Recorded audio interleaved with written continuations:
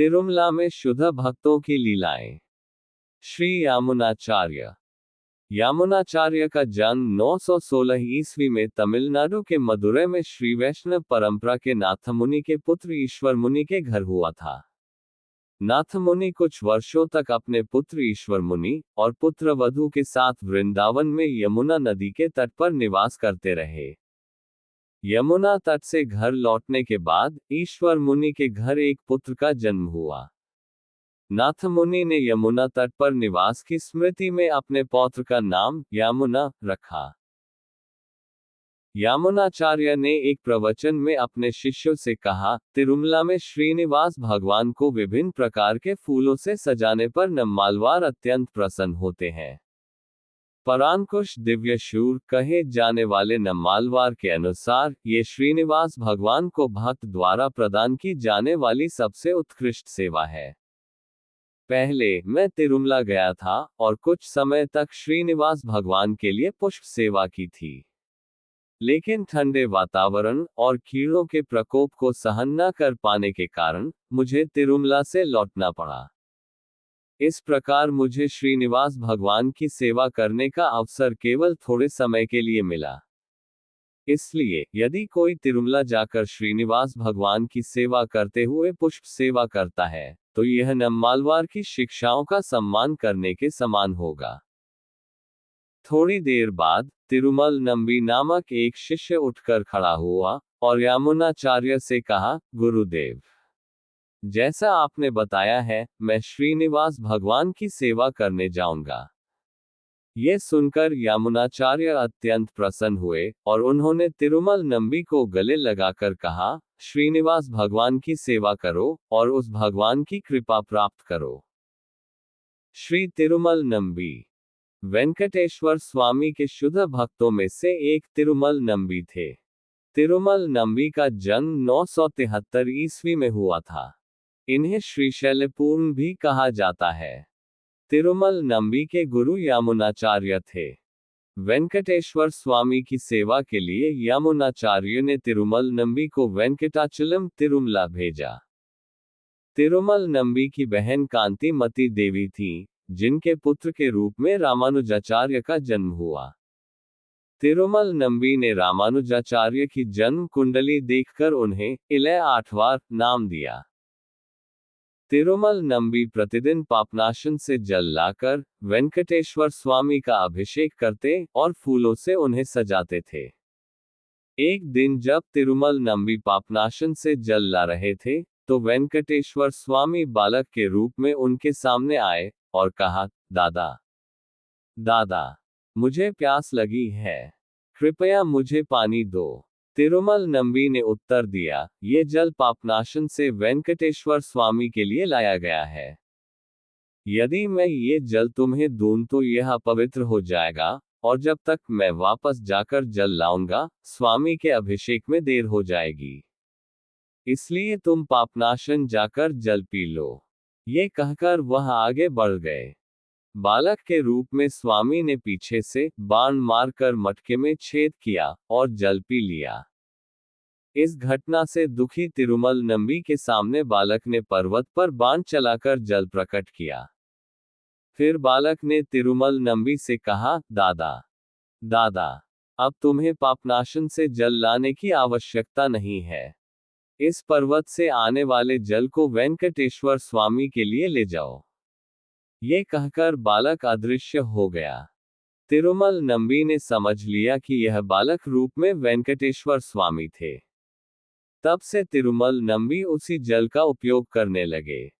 चूंकि वह जल पर्वत से आया था, इसे आकाशगंगा नाम दिया गया। आज भी तिरुमल नंबी के चांदी के कलशों में हाथी पर जल लाने का कार्य होता है। आकाशगंगा के प्रकट होने के दिन वेंकटेश्वर स्वामी की उत्सव मूर्ति को आकाशगंगा ले जाया जाता है और वहीं उत्सव मनाया जाता है। रामानुजाचार्य एक बार 1 वर्ष तक तिरुपति के कपिल तीर्थ में रहे। उस समय तिरुमल नंबी प्रतिदिन सुबह वेंकटेश्वर स्वामी की सेवा करने के बाद तिरुमला से तिरुपति आते और रामानुजाचार्य को रामायण सुनाते। शाम तक वे फिर तिरुमला लौट जाते। लेकिन दोपहर में वेंकटेश्वर स्वामी का दर्शन न कर पाने के कारण तिरुमल नंबी को दुख होता था। इस बात को समझते हुए वेंकटेश्वर स्वामी ने अलीपिरी में पर्वत पर चढ़ने वाले सीढ़ियों के पास अपने पदचिह्न स्थापित किए और तिरुमल नंबी से कहा, इन पदचिह्नों के दर्शन करना मेरे दर्शन करने के समान होगा।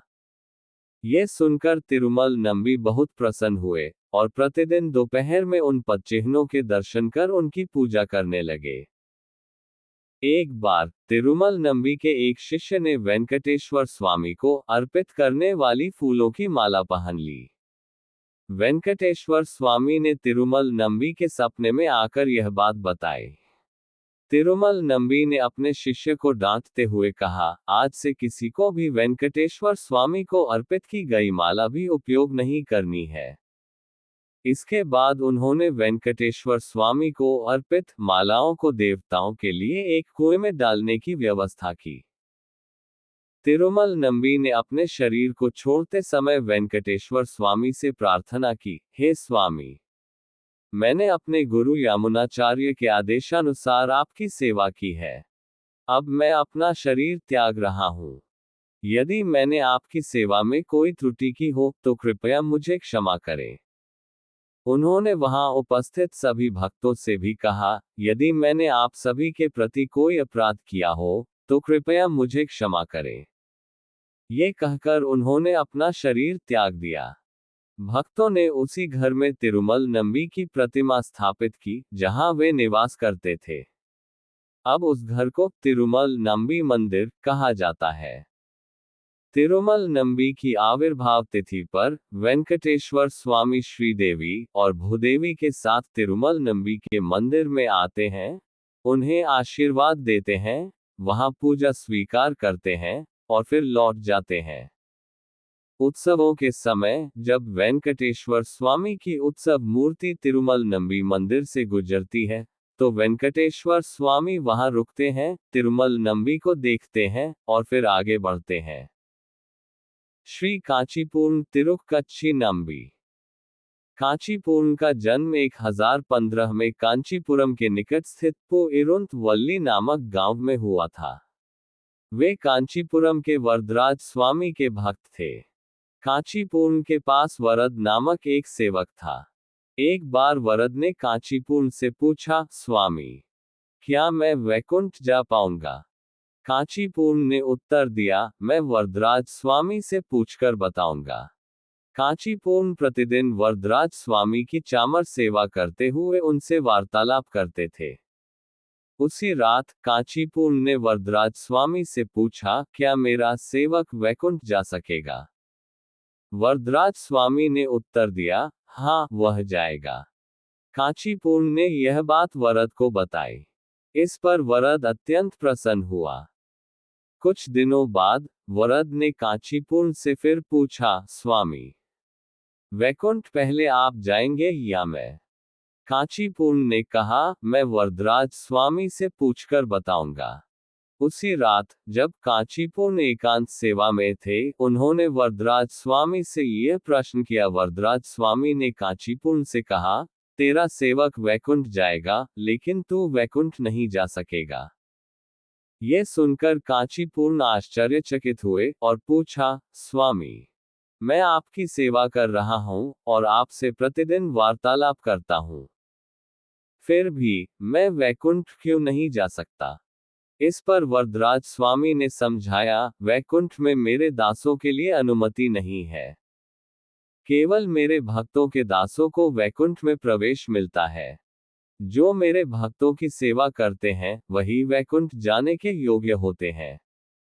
तुम मेरे भक्तों की सेवा नहीं करते और तुम्हारा कोई गुरु भी नहीं है।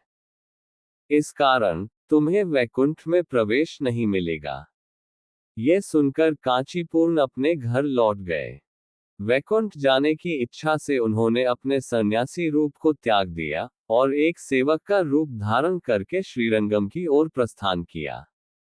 वहां उन्होंने यामुनाचार्य के शिष्य और रंगनाथ स्वामी के भक्त महापूर्ण से संपर्क किया। कांचीपुरम ने महापूर्ण से कहा, स्वामी, मेरा कोई सहारा नहीं है। मैं आपके पास सेवा करने आया हूँ। मुझे बस इतना चाहिए कि आप जो भोजन छोड़ दें, वही मुझे दे दें। महापौर ने उन्हें स्वीकार किया और गायों की सेवा का कार्य सौंपा।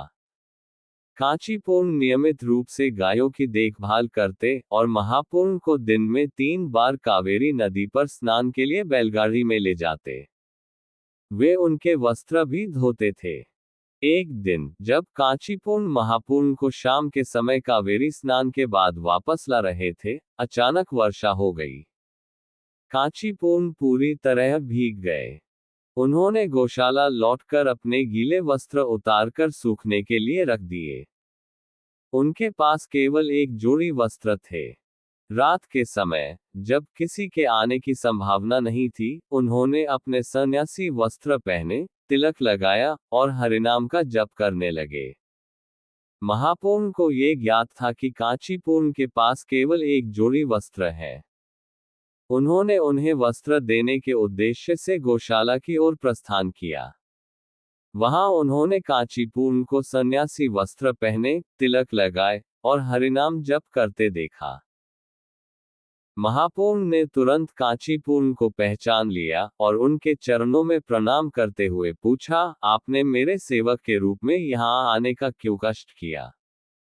कांचीपुर ने सारी घटना बताते हुए कहा, वैकुंठ जाने के लिए भक्तों की सेवा करना आवश्यक है। इसलिए मैं आपकी सेवा करने आया हूँ। महापौर ने उत्तर दिया, आप मेरी सेवा न करें। मैं आपकी सेवा स्वीकार करने योग्य भक्त नहीं हूँ। आप रंगनाथ स्वामी की चामर सेवा करें। इसके बाद उन्होंने कांचीपुर को रंगनाथ स्वामी की सेवा में नियुक्त कर दिया। कुछ दिनों बाद रंगनाथ स्वामी ने कांचीपुर से कहा, कांचीपुर, मेरे मंदिर को इस प्रकार बनाया गया है कि ग्रीष्मकाल में भी ये ठंडा रहता है। कावेरी नदी मेरे मंदिर के चारों ओर बहती है, जिससे ये क्षेत्र हमेशा ठंडा रहता है। इसलिए मुझे तुम्हारी चामर सेवा की आवश्यकता नहीं है। वरदराज स्वामी अग्निकुंड से प्रकट हुए हैं और उनका स्थान गर्म रहता है। अतः तुम्हें वरदराज स्वामी की सेवा करनी चाहिए। मेरी सेवा तुम्हारे बिना भी पूर्ण है। रंगनाथ स्वामी द्वारा अपनी सेवा अस्वीकार किए जाने पर कांचीपुर तिरुमला गए और वहां वेंकटेश्वर स्वामी के दर्शन किए। कुछ समय तक वहां रहने के दौरान वेंकटेश्वर स्वामी के भक्तों ने उन्हें चामर देकर चामर सेवा करने के लिए कहा। जब कांचीपुर वेंकटेश्वर स्वामी के लिए चामर सेवा कर रहे थे, तो स्वामी ने भी उनसे कहा, कांचीपुर, मेरा मंदिर पर्वतों के बीच है और यहाँ का स्थान हमेशा ठंडा रहता है। अतः मुझे तुम्हारी चामर सेवा की आवश्यकता नहीं है। जैसा कि रंगनाथ स्वामी ने कहा, तुम्हें वरदराज स्वामी की सेवा करनी चाहिए। वेंकटेश्वर स्वामी द्वारा भी अपनी सेवा अस्वीकार किए जाने के बाद कांचीपुर कांचीपुरम लौटे और वरदराज स्वामी की सेवा करने लगे। उनकी सेवा से प्रसन्न होकर वरदराज स्वामी ने कहा, अब तुम वैकुंठ जाने के योग्य हो गए हो। इसके बाद कांचीपुर ने यमुनाचार्य से दीक्षा ली और उनके शिष्य बन गए। श्री रामानुजाचार्य। रामानुजाचार्य का जन्म 1017 में चेन्नई के निकट पेरम्बुदूर गांव में हुआ। वे श्री वेंकटेश्वर स्वामी के एक महान भक्त थे। उनके गुरु यमुनाचार्य थे। वे श्री वैष्णव परंपरा के अनुयायी थे, जिसका मुख्य केंद्र श्रीरंगम है। श्रीरंगम में निवास करते हुए रामानुजाचार्य तीर्थ यात्राओं के माध्यम से इस परंपरा का प्रचार करते थे। इसी कारण वे वेंकटेश्वर स्वामी की प्रत्यक्ष सेवा नहीं कर सके। उन्होंने अपने शिष्य अनंताचार्य को वेंकटाचलम भेजा, जहां उन्होंने स्वामी की सेवा की। आज भी रामानुजाचार्य की परंपरा के आचार्य ही वेंकटेश्वर स्वामी की पूजा करते हैं। रामानुजाचार्य 3 बार तिरुमला गए और वेंकटेश्वर स्वामी की सेवा की। एक बार रामानुजाचार्य तिरुमला में वेंकटेश्वर स्वामी के दर्शन के लिए अपने शिष्यों के साथ यात्रा कर रहे थे। वे अष्टसहस्र गांव के मार्ग से गुजर रहे थे। वहां उनके दो शिष्य, एक धनी ब्राह्मण यज्ञेशु और एक गरीब ब्राह्मण वरदाचार्य, रहते थे। रामानुजाचार्य ने सोचा कि वरदाचार्य के पास इतने शिष्यों के लिए भोजन की व्यवस्था करना कठिन हो सकता है। इसलिए उन्होंने यज्ञेशु को संदेश भेजा कि वे अमुक दिन गांव पहुंचेंगे। यज्ञेशु ने संदेशवाहकों को बिना सम्मान किए ही वापस भेज दिया। जब शिष्य रामानुजाचार्य के पास लौटे तो उन्होंने बताया कि यज्ञेशु ने उन्हें पानी तक नहीं दिया। ये सुनकर रामानुजाचार्य यज्ञेशु के घर नहीं गए और वरदाचार्य के घर गए। वरदाचार्य अपनी आजीविका के लिए भिक्षा पर निर्भर थे और उस समय भिक्षा मांगने गांव गए थे। उनकी पत्नी कारपार लक्ष्मी देवी घर पर थी। रामानुजाचार्य ने उनके घर का दरवाजा खटखटाया। अंदर से लक्ष्मी देवी ने कहा, मेरे पास उपयुक्त वस्त्र नहीं है। रामानुजाचार्य ने अपनी उत्तरीय ऊपर का वस्त्र खिड़की से अंदर फेंक दी। लक्ष्मी देवी ने वह वस्त्र पहनकर दरवाजा खोला और सभी के बैठने के लिए चटाई बिछाई। फिर उन्होंने सभी को ठंडा पानी दिया। इसके बाद कारपार लक्ष्मी देवी ने गांव के एक दुकानदार से कहा, हमारे गुरुदेव रामानुजाचार्य अपने शिष्यों के साथ हमारे घर आए हैं। सभी के लिए प्रसाद बनाने हेतु मुझे रसोई सामग्री चाहिए। इस पर दुकानदार ने कहा, अगर तुम मेरी कामना पूरी करोगी तो मैं तुम्हें रसोई सामग्री दूंगा। लक्ष्मी देवी को समझ नहीं आया कि क्या करना चाहिए। उसने सोचा और दुकानदार से कहा, पहले मुझे रसोई सामग्री दे दो ताकि मैं अपने गुरुदेव और उनके शिष्यों को प्रसाद से संतुष्ट कर सकूं। इसके बाद मैं तुम्हारी इच्छा पूरी करूंगी। दुकानदार ने यह बात मान ली और उसे रसोई सामग्री दे दी। लक्ष्मी देवी ने भोजन बनाकर घर के शालग्राम को नैवेद्य अर्पित किया और फिर वही प्रसाद रामानुजाचार्य और उनके शिष्यों को परोसा। जब सभी ने प्रसाद ग्रहण कर लिया तब वरदाचार्य घर लौटे। उनकी पत्नी लक्ष्मी देवी ने उन्हें पूरी घटना सुनाई। ये सुनकर वरदाचार्य ने कहा, गुरुदेव की सेवा के लिए तुमने इस नश्वर शरीर की कीमत पर शाश्वत यश अर्जित किया है। उन्होंने लक्ष्मी देवी की प्रशंसा की। रामानुजाचार्य को अपनी दिव्य दृष्टि से इस घटना का पता चल गया। उन्होंने वरदाचार्य को निर्देश दिया कि वह दुकानदार को उनका उच्छिष्ट अर्थात वह प्रसाद जो उन्होंने खाया था दे दे। वरदाचार्य ने रामानुजाचार्य का उच्छिष्ट अपनी पत्नी को दिया और उनसे कहा कि इसे दुकानदार को दे। लक्ष्मी देवी दुकानदार के पास गई और उससे कहा, पहले आप इस महाप्रसाद को ग्रहण करें। दुकानदार ने जैसे ही महाप्रसाद को ग्रहण किया, उसके प्रभाव से उसके सभी पाप नष्ट हो गए और उसका शरीर और इंद्रियां पवित्र हो गईं।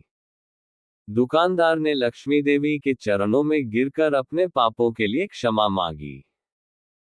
इसके बाद लक्ष्मी देवी उस दुकानदार को रामानुजाचार्य के पास ले गई और उन्हें सारी घटना बताई। दुकानदार ने रामानुजाचार्य को साष्टांग प्रणाम किया, उनसे अपने दोषों के लिए क्षमा मांगी और स्वयं को उनका शिष्य बनाने की प्रार्थना की। रामानुजाचार्य ने उसे क्षमा किया और शिष्य के रूप में स्वीकार कर लिया। रामानुजाचार्य ने दुकानदार से कहा, वरदाचार्य बहुत गरीबी में जीवन बिता रहे हैं, इसलिए उन्हें कुछ धन प्रदान करो। लेकिन वरदाचार्य ने रामानुजाचार्य से कहा, स्वामी, भक्ति के लिए ज्ञान, धन और कुल शत्रु हैं, इसलिए मुझे धन नहीं चाहिए। ये सुनकर रामानुजाचार्य बहुत प्रसन्न हुए। यज्ञेश्वर ने जब ये जाना कि रामानुजाचार्य उसके घर न आकर वरदाचार्य के घर गए हैं, तो यज्ञेश्वर ने उनके पास जाकर दंडवत प्रणाम किया और पूछा, गुरुदेव, आप मेरे घर क्यों नहीं आए? इस पर रामानुजाचार्य ने कहा, मेरे शिष्यों ने आपको ये संदेश दिया था कि मैं आ रहा हूँ, लेकिन आपने उनका आदर न करके अतिथि सेवा से इनकार किया, इसलिए मैं आपके घर नहीं आया। यज्ञेश्वर ने कहा, स्वामी, आपकी बात सच है। आपके आगमन की खुशी में मैं उनके बारे में भूल गया, लेकिन यह अहंकार से नहीं हुआ। कृपया मुझे क्षमा करें और मेरे घर आकर मेरी सेवा स्वीकार करें। रामानुजाचार्य ने कहा, मैं पहले तिरुपति में वेंकटेश्वर स्वामी के दर्शन करूंगा और फिर श्रीरंगम लौटते समय आपकी सेवा को स्वीकार करूंगा, और फिर तिरुपति के लिए रवाना हो गए। रामानुजाचार्य के तिरुपति आने की जानकारी तिरुमलानंबी को मिली। उन्होंने वेंकटेश्वर स्वामी के तीर्थ प्रसाद को लेकर रामानुजाचार्य से मिलने के लिए प्रस्थान किया। जब रामानुजाचार्य ने तिरुमलानंबी को देखा, तो उन्होंने कहा, स्वामी, आप स्वयं क्यों आए? आप किसी छोटे भक्त को भी भेज सकते थे। तब तिरुमलानंबी ने कहा, इस पर्वत पर मुझसे छोटा कोई भक्त नहीं है, इसलिए मैं ही स्वामी के तीर्थ प्रसाद को लेकर आया हूँ। रामानुजाचार्य तिरुपति में कपिल तीर्थ के भीतर नम्मालवार के मंदिर में थे। पौराणिक कथाओं के अनुसार तिरुमला का पर्वत साक्षात आदिशेष है। रामानुजाचार्य ने तिरुमला पर्वत को आदिशेष का अवतार स्वीकार करके अपने चरण पर्वत पर न रखने का निश्चय किया और पर्वत पर नहीं चढ़े। ये जानकर अनंताचार्य पर्वत से नीचे आए और रामानुजाचार्य को दंडवत प्रणाम करके कहा, गुरुदेव, तिरुमला पर्वत पर स्थापित वेंकटेश्वर स्वामी को शैव द्वारा शिव के रूप में और शक्तिवादियों द्वारा दुर्गा के रूप में पूजा जाता है। लेकिन आलवारों ने वेंकटेश्वर स्वामी को विष्णु के रूप भजते हुए कई स्तुतियां लिखी हैं और प्रार्थनाएं की है। आलवारों की प्रार्थनाएं अरण्य रुदन का रूप ले रही हैं। इसलिए आप पर्वत पर चढ़कर शास्त्रों के प्रमाण से यह प्रमाणित करें कि वेंकटेश्वर स्वामी ही महाविष्णु हैं, और आलवारों की प्रार्थनाओं को सत्य बना दें। हे गुरुदेव, यदि आप पर्वत पर चढ़ने के लिए योग्य नहीं हैं, तो मैं कैसे चढ़ सकता हूँ? तिरुमला आकर वेंकटेश्वर स्वामी को फूलों और तुलसी की सेवा देने के लिए मुझे क्यों भेजा गया? रामानुजाचार्य अनंताचार्य की इच्छा को पूरा करने के लिए अपने घुटनों को कपड़े से बांधकर और घुटनों के बल चलते हुए तिरुमला पर्वत पर चढ़े। उन्होंने स्वामी पुष्करिणी में स्नान किया और पास में स्थित भूदेवी के साथ वराह स्वामी के दर्शन किए। उन्होंने वेंकटेश्वर स्वामी के मंदिर में प्रदक्षिणा करके और नमस्कार करके दर्शन किए। फिर उन्होंने शैव और शक्तिवादी भक्तों को बुलाकर शास्त्रों के प्रमाण प्रस्तुत किए और कहा, वेंकटेश्वर स्वामी न तो दुर्गा देवी हैं और न ही शिव, बल्कि कई पुराणों में उन्हें महाविष्णु ही बताया गया है। इसलिए यहाँ केवल विष्णु की पूजा करनी चाहिए। फिर भी शैव और शक्तिवादी भक्तों ने रामानुजाचार्य से पूछा, यदि वह विष्णु हैं, तो उनके पास शंख और चक्र क्यों नहीं है? रामानुजाचार्य ने शैवों और शक्तिवादियों से कहा कि तोंडमान और वसुदास के युद्ध में वेंकटेश्वर स्वामी ने अपने शंख चक्र तोंडमान को दे दिए थे और खुद वसुदास की सहायता की थी। इसलिए वेंकटेश्वर स्वामी के पास शंख चक्र नहीं है। लेकिन उन्होंने इसे नहीं माना। रात को रामानुजाचार्य ने वेंकटेश्वर स्वामी के सामने दुर्गा देवी के खड्ग, शिव के डमरू, त्रिशूल और विष्णु के शंख चक्र रखकर मंदिर के दरवाजों को ताले लगा दिए और कहा, हम सभी यहाँ रहेंगे। यदि गर्भगृह में खड्ग को स्वीकार किया गया तो ये दुर्गा देवी होंगी, डमरू त्रिशूल को स्वीकार किया गया तो ये शिव होंगे, और शंख चक्र को स्वीकार किया गया तो यह विष्णु होंगे। सभी ने इस शर्त को स्वीकार किया। रात को रामानुजाचार्य ने आदिशेष के रूप में गर्भगृह में प्रवेश किया और वेंकटेश्वर स्वामी के दोनों हाथों में शंख चक्र पहनाए। अगली सुबह जब मंदिर के दरवाजे खोले गए तो देखा गया कि वेंकटेश्वर स्वामी ने शंख चक्र को स्वीकार कर लिया था। इस घटना के बाद शैव और शक्तिवादी तिरुमला पर्वत छोड़कर चले गए। रामानुजाचार्य के द्वारा वेंकटेश्वर स्वामी को शंख चक्र पहनाए जाने के कारण वेंकटेश्वर स्वामी ने रामानुजाचार्य को अपने गुरु के रूप में माना। इसलिए रामानुजाचार्य के सहस्त्रनामों में वेंकटेश्वर स्वामी के गुरु के रूप में भी एक नाम है। एक राजा रामेश्वरम जाते समय वेंकटेश्वर स्वामी के दर्शन के लिए गया, और स्वामी के मंदिर के चारों ओर मंडप बनाने के लिए उसने अपने सेवकों को निर्देश दिया। अपनी वापसी यात्रा में राजा ने देखा कि मंडप कितना पूरा हुआ है। उस रात राजा ने सपने में एक सांप देखा। अगले दिन जब राजा स्वामी के दर्शन के लिए गया, तो देखा कि वह सांप वेंकटेश्वर स्वामी के कंधे के चारों ओर लिपटा हुआ था। राजा ने स्वर्ण से एक नागाभरण बनवाया, और पुजारी से कहा कि वह इसे वेंकटेश्वर स्वामी के कंधे पर धारण कराए। पुजारी ने कहा, नागाभरण केवल शिव को धारण कराए जाते हैं, इसलिए मैं नागाभरण वेंकटेश्वर स्वामी को धारण नहीं कराऊंगा। लेकिन वेंकटेश्वर स्वामी ने पुजारी को सपने में दर्शन देकर कहा, मैं आदिशेष पर निवास करता हूँ। आदिशेष मेरे लिए प्रिय है, इसलिए राजा द्वारा बनाया गया नागाभरण मुझे पहनाओ। तब पुजारी ने वेंकटेश्वर स्वामी की इच्छा के अनुसार उनको नागाभरण पहनाया। जब रामानुजाचार्य ने देखा कि स्वामी के केवल एक कंधे पर नागाभरण है, तो उन्होंने पुजारियों से पूछा कि ऐसा क्यों किया गया। उन्होंने पूरी घटना बताई। रामानुजाचार्य ने सोचा कि एक कंधे पर ही आभूषण अच्छा नहीं लगेगा, और फिर उन्होंने दूसरे कंधे पर भी नागाभरण बनवाकर पहनाया। इस कारण आज भी वेंकटेश्वर स्वामी को नागाभरण पहनाया जाता है।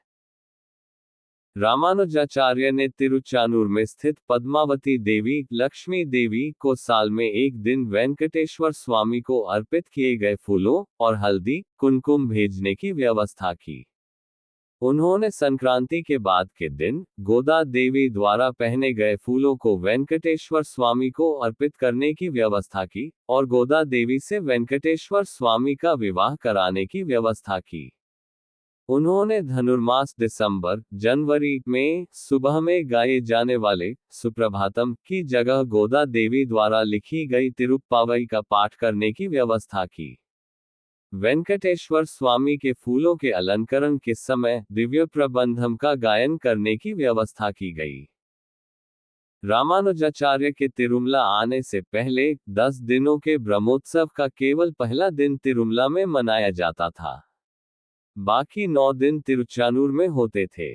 ये जानकर रामानुजाचार्य ने 10 दिनों के उत्सव को तिरुमला में ही आयोजित करने की व्यवस्था की।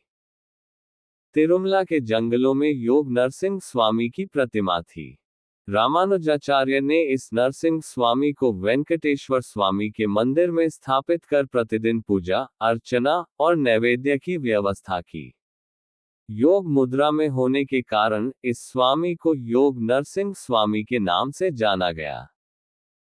श्री अनंताचार्य रामानुजाचार्य के प्रमुख गृहस्थ शिष्यों में से एक अनंताचार्य थे। अनंताचार्य का जन्म 1053 में हुआ था। वे रामानुजाचार्य से 36 वर्ष छोटे थे। अनंताचार्य का निवास स्थान तिरुमला में था, जहां उनके घर के पीछे श्री वेंकटेश्वर स्वामी की सेवा के लिए उन्होंने स्वयं सिद्ध कुंड और पुष्प वाटिका बनाई थी। वहीं पर ही उनकी प्रतिमा एवं समाधि भी वहीं स्थित है। अनंताचार्य ने संस्कृत में वेंकटाचल इतिहास माल नामक ग्रंथ के साथ साथ रामानुज चतुश्लोकी और गोदा चतुश्लोकी नामक रचनाएं भी लिखी थी। एक बार रामानुजाचार्य ने श्री वेंकटेश्वर स्वामी के बारे में बताते हुए अपने शिष्यों से पूछा, वेंकटेश्वर स्वामी को पुष्प बहुत प्रिय है। नम्मालवार ने एक कीर्ति में लिखा है कि वेंकटेश्वर स्वामी को फूल बहुत प्रिय है। इसलिए आप में से कौन तिरुमला जाकर श्री वेंकटेश्वर स्वामी को पुष्प अर्पित करेगा? इस पर अनंताचार्य उठकर रामानुजाचार्य से बोले, गुरुदेव, मैं जाकर श्री वेंकटेश्वर स्वामी को पुष्प सेवा अर्पित करूंगा। रामानुजाचार्य ने अत्यंत प्रसन्न होकर उन्हें जाने की अनुमति दी। रामानुजाचार्य की अनुमति से अनंताचार्य श्री वेंकटेश्वर स्वामी की सेवा के लिए तिरुमला पहुंचे। वहां स्वामी का दर्शन करने के बाद उन्होंने तिरुमला में एक कुटीर बनवाई। वेंकटेश्वर स्वामी की सेवा के लिए आवश्यक पुष्प और तुलसी के पौधों को उगाने के लिए अनंताचार्य अपनी पत्नी के साथ एक कुआं खोद रहे थे, तभी स्वामी ने उनकी सहायता करने का निश्चय किया। स्वामी ने एक बालक के रूप में अनंताचार्य के पास जाकर कहा, मैं इस पर्वत पर रहने वाली एक कोय जाति का बालक हूँ। मैंने आपके बारे में सुना है और मैं आपकी सहायता करूंगा। अनंताचार्य ने बालक से कहा, तुम ये काम नहीं कर सकते। हमारे गुरु ने जो सेवा दी है, उसे मैं ही करूंगा। तुम जा सकते हो। बालक रूप में श्री वेंकटेश्वर स्वामी वहां से चले गए। अनंताचार्य कुआं खोदते रहे। उन्होंने खोदी हुई मिट्टी को एक टोकरी में भरकर अपनी पत्नी को दे दिया। उनकी पत्नी उस थैले को दूर फेंकने के लिए जा रही थी। यह देखकर श्री वेंकटेश्वर स्वामी उनकी पत्नी के पास गए और कहा, आप गर्भवती हैं। गर्भवती महिलाओं को इतनी कठिनाई भरे काम नहीं करने चाहिए। आप ये टोकरी मुझे दे दें, मैं इससे दूर फेंक दूंगा। अनंताचार्य की पत्नी ने बालक से कहा, मेरे पति ने पहले तुम्हारी सहायता को नकार दिया था। अब अगर मैं तुम्हारी सहायता स्वीकार करूंगी, तो हम दोनों को मेरे पति डांटेंगे। इसलिए तुम चले जाओ। बालक रूप में स्वामी ने कहा, तुम्हारे पति कुंड के अंदर हैं। मैं जो मदद करूंगा, वो उन्हें दिखाई नहीं देगी। इसलिए तुम्हें डरने की जरूरत नहीं है। अनंताचार्य की पत्नी ने वेंकटेश्वर स्वामी की माया के प्रभाव में आकर उस बालक की सहायता स्वीकार कर ली। बालक के रूप में आए श्री वेंकटेश्वर स्वामी की सहायता से उनकी सेवा शीघ्र पूरी हो गई। अनंताचार्य ने देखा कि उनकी पत्नी मिट्टी की दूसरी टोकरी भरने से पहले ही लौट आई है। अनंताचार्य ने अपनी पत्नी से पूछा, पहले तो तुम देर से आ रही थी, और अब मैं टोकरी में मिट्टी भरूं, उससे पहले ही लौट आ रही हो। इसका कारण क्या है? पतिव्रता पत्नी ने बिना झूठ बोले सब कुछ सही सही बता दिया। गुस्से में अनंताचार्य कुएं से बाहर आ गए। उनके गुस्से को देखकर बालक रूप में श्री वेंकटेश्वर स्वामी को समझ में आ गया कि वे उन्हें दंडित करेंगे। इसलिए स्वामी वहां से भाग गए। अनंताचार्य ने बालक को पकड़ने के लिए उनका पीछा किया। भागते हुए वेंकटेश्वर स्वामी ने पीछे मुड़कर देखा तो अनंताचार्य ने अपने हाथ में रहे सब्बल से वेंकटेश्वर स्वामी पर वार कर दिया। सब्बल स्वामी के होंठ के निचले हिस्से पर लगी, जिससे खून बहने लगा। इस प्रकार खून बहाते हुए श्री वेंकटेश्वर स्वामी बालक रूप में मंदिर में जाकर अदृश्य हो गए। अनंताचार्य दौड़ नहीं सके और लौट आए। उधर मंदिर में श्री वेंकटेश्वर स्वामी की मूर्ति के होठों के नीचे से रक्त बहने लगा। यह देखकर मंदिर के पुजारी घबराकर श्री वेंकटेश्वर स्वामी से पूछने लगे, स्वामी, ये रक्त क्यों बह रहा है? श्री वेंकटेश्वर स्वामी ने उस घटना का विवरण देते हुए कहा, इस रक्त को रोकने के लिए हरे कपूर को लगाओ। अनंताचार्य द्वारा की गई इस लीला की याद स्वरूप हर दिन इसी प्रकार हरे कपूर को लगाओ। मंदिर के पुजारी ने श्री वेंकटेश्वर स्वामी द्वारा बताई गई विधि से उनकी सेवा की। इस घटना के बारे में जानने के बाद अनंताचार्य ने श्री वेंकटेश्वर स्वामी को अष्टांग प्रणाम किया और अपनी गलती के लिए क्षमा प्रार्थना की। एक बार अनंताचार्य फूलों के हार तैयार कर रहे थे, तभी श्री वेंकटेश्वर स्वामी ने मंदिर के पुजारी के माध्यम से उन्हें मिलने के लिए बुलाया। जब अनंताचार्य ने पुजारी से जाना कि स्वामी उन्हें बुला रहे हैं, तो उन्होंने कहा, मैं आता हूं, आप जाए।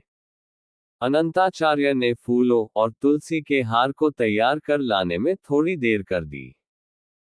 श्री वेंकटेश्वर स्वामी ने अनंताचार्य से पूछा, तुम्हें इतनी देर क्यों लगी? अनंताचार्य ने उत्तर दिया, स्वामी, मैं फूलों और तुलसी के हार को तैयार कर रहा था, इसलिए आने में देर हो गई। श्री वेंकटेश्वर स्वामी ने अनंताचार्य से पूछा, तुम्हारे लिए मैं ज्यादा महत्वपूर्ण हूं कि मेरे लिए बनाए गए फूलों के हार ज्यादा महत्वपूर्ण है?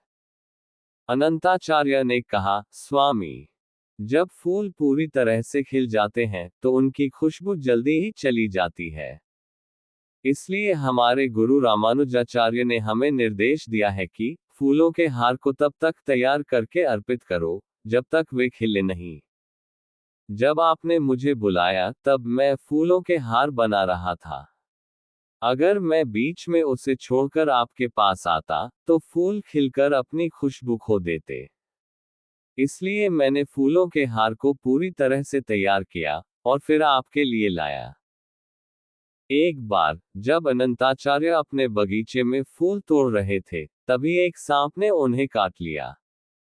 फिर भी श्री वेंकटेश्वर स्वामी की फूल सेवा में कोई विलंब न हो, इसलिए उन्होंने फूल तोड़कर माला तैयार की और मंदिर में लाने के लिए चल दिए। श्री वेंकटेश्वर स्वामी ने कहा, तुम्हें सांप ने काटा है ना? तुम तुरंत औषधि ले लो। अनंताचार्य ने उत्तर दिया, स्वामी, मुझे काम, क्रोध, लोभ, मद और मात्सर्य जैसे सांप हर क्षण काटते रहते हैं। उनके सामने इस सांप के जहर की क्या बात है?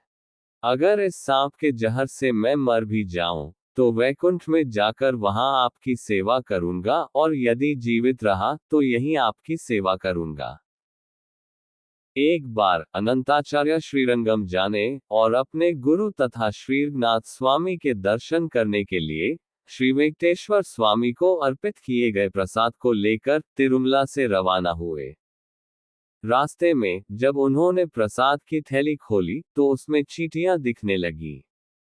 कुलशेखर महाराज की प्रार्थना, स्वामी, मैं इस पर्वत पर एक तुच्छ जीव के रूप में जन्म चाहता हूँ, को याद करते हुए उन्होंने सोचा कि संभवतः कुछ महान भक्त चींटियों के रूप में जन्मे होंगे।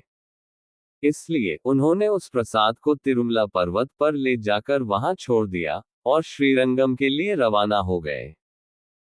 एक बार कुछ भक्त तिरुमला पर्वत पर चढ़ते चढ़ते थक गए। तभी श्री वेंकटेश्वर स्वामी ने भक्त का वेश धारण करके उनके पास जाकर कहा, मैं अनंताचार्य का शिष्य हूँ। एक भक्त ने, जो आप सबको पर्वत पर थका हुआ देख रहा था, अनंताचार्य को आपके बारे में सूचित किया। अनंताचार्य ने श्री वेंकटेश्वर स्वामी के नैवेद्य में अर्पित इमली भात प्रसाद आपके लिए भेजा है। ऐसा कहकर उन्होंने भक्तों को प्रसाद दे दिया और वहां से चले गए। भक्तों ने उस पुलिहोरा प्रसाद को स्वीकार किया।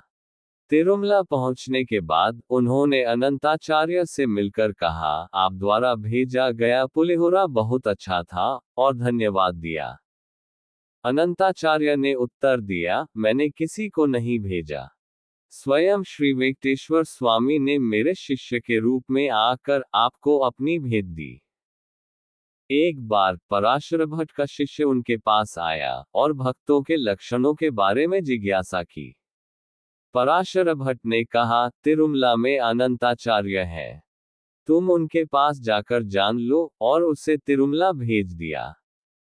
वह शिष्य पराशर भट्ट की बात मानकर तिरुमला गया और अनंताचार्य से मिलकर उसने उन्हें पूरी घटना बताई। अनंताचार्य ने उसे वहां कुछ दिन रुकने को कहा। एक बार श्री वेंकटेश्वर स्वामी का उत्सव हुआ जिसमें कई भक्त और सन्यासी शामिल हुए। उत्सव के बाद भक्त प्रसाद प्राप्त करने के लिए बैठ गए। उनमें पराशर भट्ट द्वारा भेजा गया शिष्य भी था। अनंताचार्य ने उसे उठाकर प्रसाद वितरित करने के लिए कहा। वह प्रसाद वितरित करके दूसरी बार प्रसाद लेने वाले भक्तों के साथ बैठ गया। अनंताचार्य ने उसे फिर से उठाकर प्रसाद वितरित करने के लिए कहा। उसने फिर से प्रसाद वितरित किया और तीसरी बार प्रसाद लेने वालों के साथ बैठ गया। अनंताचार्य ने उसे फिर से उठाकर प्रसाद वितरित करने के लिए कहा। उसने प्रसाद वितरित किया और चौथी बार प्रसाद लेने वालों के साथ बैठकर प्रसाद लिया। उत्सव समाप्त होने के बाद अनंताचार्य ने उसे बुलाया और कहा, तुमने मुझसे पूछा था कि भक्तों के लक्षण कैसे होने चाहिए, मैं तुम्हें बताता हूँ। फिर उन्होंने कहा, भक्तों को नमक, बगुला, मुर्गी और तुम्हारी तरह होना चाहिए। वह भक्त अनंताचार्य से अनुमति लेकर पराशर भट्ट के पास गया और सारी घटना विस्तार से बताई, फिर कहा कि मुझे उनके उत्तर समझ नहीं आए। तब पराशर भट्ट ने अपने शिष्य से कहा, 6 प्रकार के स्वादों में से नमक एक है। ये 6 स्वाद कभी अपनी विशेषताओं को नहीं खोते। बिना नमक के बनाई गई सब्जी कोई नहीं खाता। सब लोग बनी हुई सब्जियों की प्रशंसा करते हैं, लेकिन नमक की सराहना नहीं करते। नमक सब्जियों को स्वाद देता है, लेकिन अपनी महानता को नहीं लेता। इसी तरह भक्त को भगवान की नवविधा भक्ति को अच्छे से साधना चाहिए, लेकिन अपने गुणगान की इच्छा नहीं करनी चाहिए। बगुला मछलियों के लिए पानी में खड़ा रहता है। यदि वह छोटी छोटी मछलियों को खाता है, तो बड़ी मछलियां उसकी ओर नहीं आती, इसलिए जब तक बड़ी मछलियां उसकी ओर नहीं आती हैं, तब तक राह देखता है, और बड़ी मछली दिखने पर वह उन्हें पकड़कर खा लेता है।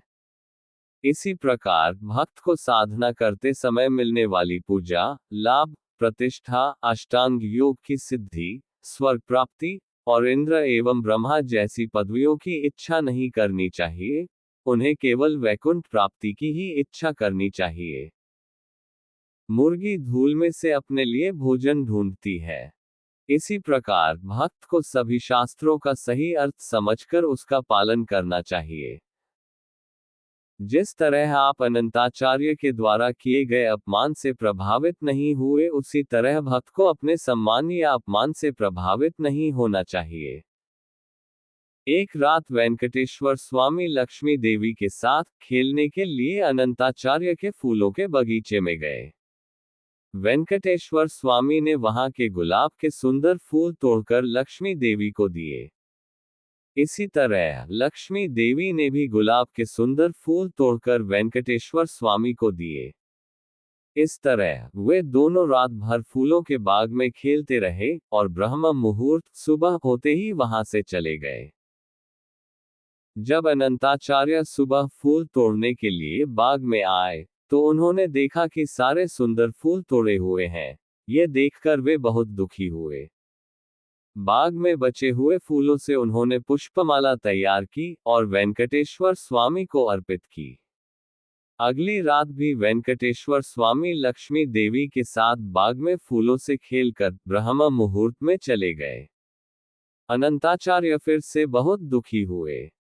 अगली रात भी वेंकटेश्वर स्वामी लक्ष्मी देवी के साथ बगीचे में आए और फूलों के साथ खेलते रहे और सुबह ब्रह्म मुहूर्त में चले गए।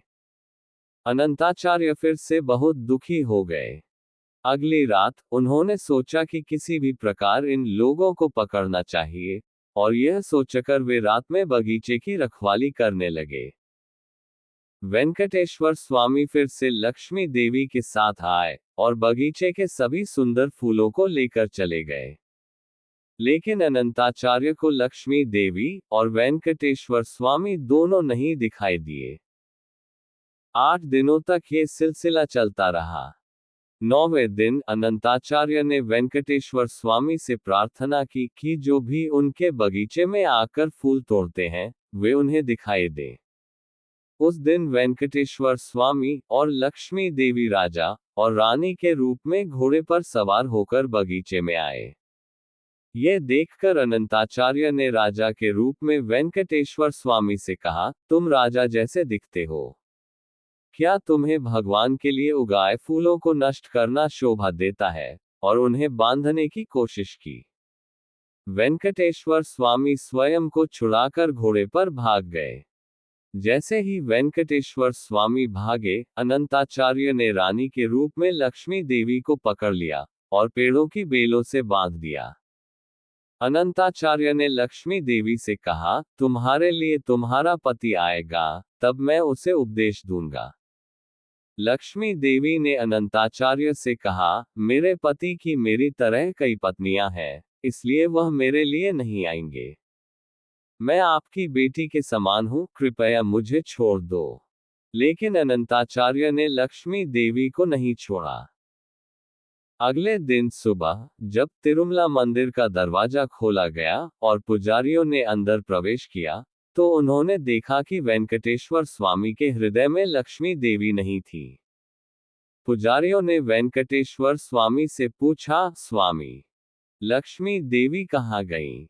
वेंकटेश्वर स्वामी ने उत्तर दिया, रात को मैं लक्ष्मी देवी के साथ अनंताचार्य के फूलों के बाग में घूम रहा था, तब अनंताचार्य ने मुझे पकड़ने की कोशिश की। मैं बचकर वापस आ गया, लेकिन लक्ष्मी देवी वहीं बंदी हो गई। पुजारियों ने अनंताचार्य के फूलों के बाग में जाकर उससे ये सब बताया। तब तक लक्ष्मी देवी वहां एक मूर्ति के रूप में परिवर्तित हो चुकी थी। अनंताचार्य लक्ष्मी देवी को एक टोकरी में रखकर मंदिर में लाए और वेंकटेश्वर स्वामी के हृदय में रखकर उनसे क्षमा मांगी। इस लीला की याद में आज भी वेंकटेश्वर स्वामी और लक्ष्मी देवी को अनंताचार्य के बाग में ले जाकर पूजा की जाती है। तिरुमला में अनंताचार्य की समाधि पर वेंकटेश्वर स्वामी को अर्पित फूलों की माला प्रसाद रूप में अर्पित की जाती है और षटगोपा के साथ अनंताचार्य को आशीर्वाद दिया जाता है। अनंताचार्य के जन्म दिवस पर भी इसी प्रकार पूजा की जाती है। कहा जाता है कि अनंताचार्य की समाधि से एक पोगड़ा पेड़ उत्पन्न हुआ था और इसे अनंताचार्य के रूप में माना जाता है।